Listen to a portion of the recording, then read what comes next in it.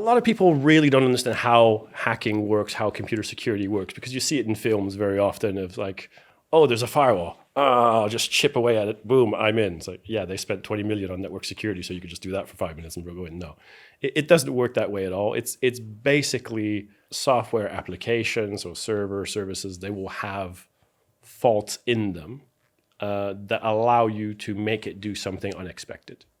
And usually these things are disclosed by the manufacturer before any big problem happens. A patch is released.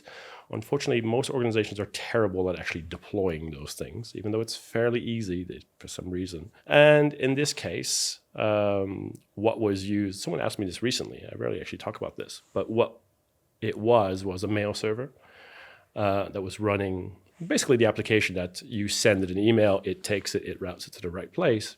They were running an old version. They hadn't updated it. It had a vulnerability. And the vulnerability was, it's called a dead letter vulnerability. So the dead letter file was back then, because we're talking 25 plus years ago now, any email that was undeliverable would get sent to this file. However, it was possible to basically tell it what file to use to override the default setting, which obviously you shouldn't be able to do, but you could send an email and ask part of the email, by the way, if you can't deliver this, send it over here.